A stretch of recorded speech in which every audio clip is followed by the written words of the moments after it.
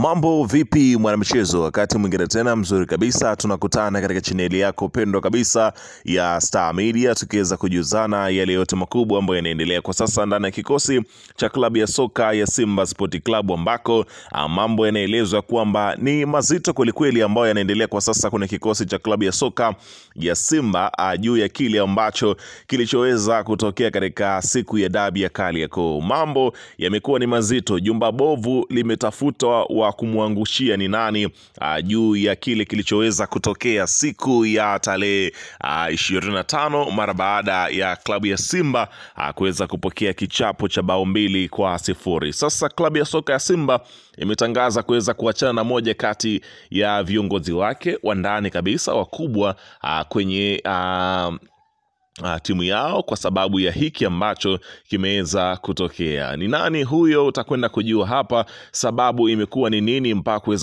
kuweza kwenye maamuzi hayo. Utakwenda kujua kila kitu ambacho kimeweza kusababisha kuweza kufikia maamuzi hayo magumu kweli. Unaweza kuyasema ama unaweza kusema sadaka ya kuteketeza kwa kile ambacho kimeweza kujili. Sasa mimi nimekusogezea taarifa kamili kwa kile ambacho kimeweza kuzungumzwa.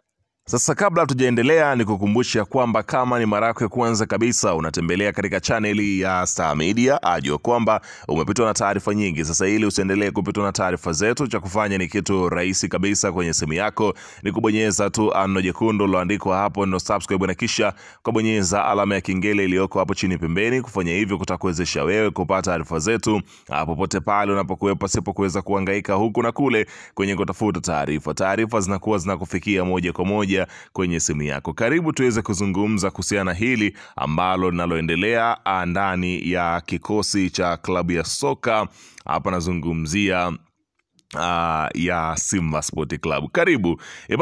Klabu ya soka Simba Sport Club kwa sasa unaambiwa ndani ya uongozi wa klabu ya Simba ni moto unawaka kweli kwa kile ambacho kilichoweza kutokea Machi 8, ambapo unaambiwa kwamba kulikuwa na mvutano kabla hata ya kupeleka timu katika dimba la Benjamin Mkapa. Unaambiwa kulikuwa na mvutano wa ndani wao kwa wao. Kuna pengine wengine walikuwa wakitaka timu iende, wengine wakitaka timu isiweze kwenda kwa kile ambacho kilichoweza kutokea katika siku ya tarehe 25 mara baada ya klabu ya Simba kupokea kichapo cha bao 2-0. Sasa inaelezwa kwamba kule ndani hakukaliki, viti ni vizito kweli, ambako kila mmoja kwa sasa ananyooshewa kidole kwa kile ambacho kinachoendelea. Sasa unaambiwa jumba bovu huenda likamwangukia kocha Fadlu Davis mara baada ya yale ambayo yatakayokuwa yakiweza kuendelea. Unaambiwa duru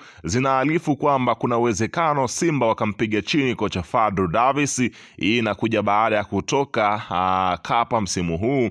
Inaelezwa kuna mvutano mkubwa baina ya viongozi wa Simba juu ya mustakabali wa Fadlu. Nadhani Simba wangezidi kumpa nafasi mwalimu Fadlu, lakini hata miaka 4 akaendelea kujenga timu, alafu mwaka wa 5 ndio wamuulize kuhusu ubingwa. Kwa sasa kafanikiwa sana, naweza sema mpaka hapa alipofika.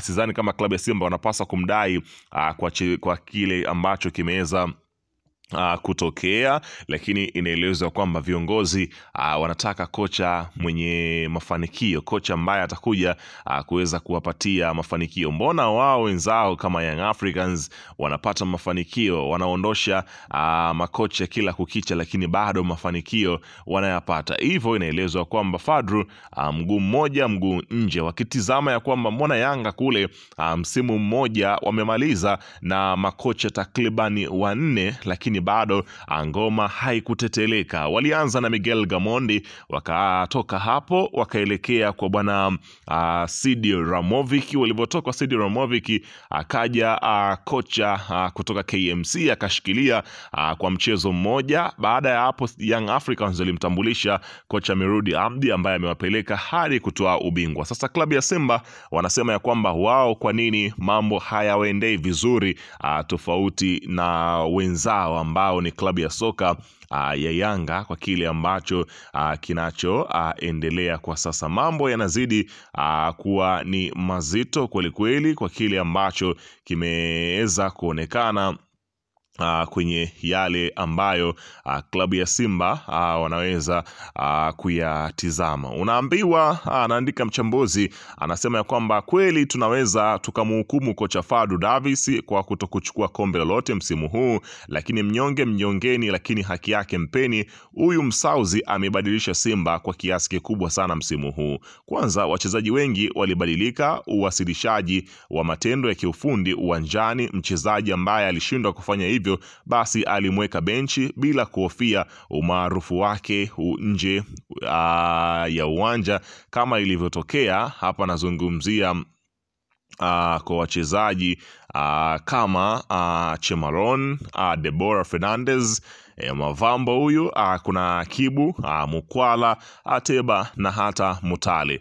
Hapa unaambiwa kwamba pengine yale ambayo watu wengi walikuwa wakiweza kuyashuhudia. Tumeona hilo limesaidia wachezaji kutambua na kuwa makini na kile wanachokifanya uwanjani, kitu ambacho kilileta athari chanya kwenye kikosi hicho, japo hawajachukua taji lolote, lakini ushindani wao ulikuwa mkubwa kwenye michuano yote walioshiriki. Pamoja na watu wanaweza wakasema kuwa walicheza na timu dhaifu kwenye michuano ya kombe la shirikisho barani Afrika, lakini sio rahisi kufika fainali ya michuano hiyo kama Simba na Yanga walivyofanya. Hivyo lazima umpe Fadlu heshima kwa kufikisha timu fainali ya michuano hiyo. Unaona bana, simchukulie poa kocha Fadlu. Nafikiri kuna quality anaikosa kwenye kikosi chake, ambapo inaelezwa ya kwamba uongozi wa Simba wanatakiwa kumuongezea kwenye timu hiyo ili awe imara, na inawezekana msimu ujao akafanya kitu kikubwa kuliko alichokifanya msimu huu.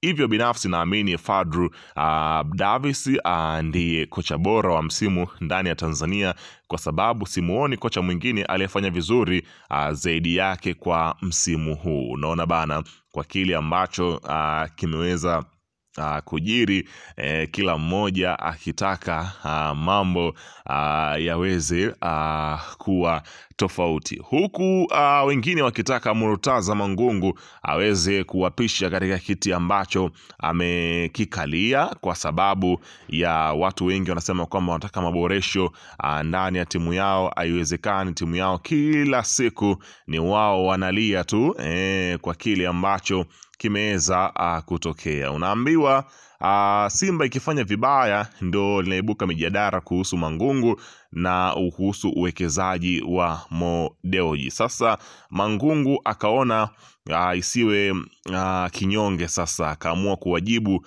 mashabiki wa klabu ya soka ya Simba Sport Club kwa kile ambacho wao wamekuwa wakiweza kumzungumzia mara kwa mara kuhusiana na toka katika nafasi hiyo.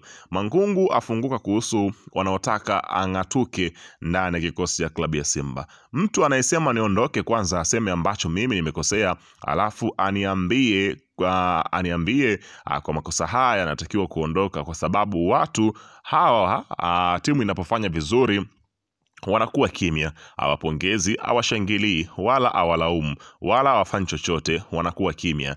Timu ikifanya vibaya wanainuka. Kwa hiyo bado wana misingi ya siasa za uchaguzi. Kwa hiyo mimi siwezi kuwalaumu, kwa sababu ni mtizamo wao. Kwanza waamini Simba ina uongozi, sio mtu mmoja, na maamuzi yote huwa yanafanywa kwa pamoja. Sasa labda jina langu linatamkika vizuri, ndio maana nimekuwa nikisemwa sana, kwa hiyo hilo sikatai na kubali. Unaona bana, Mangungu akiweza kuweka hadharani, lakini amesema ya kwamba mtu mwenye sababu azipeleke.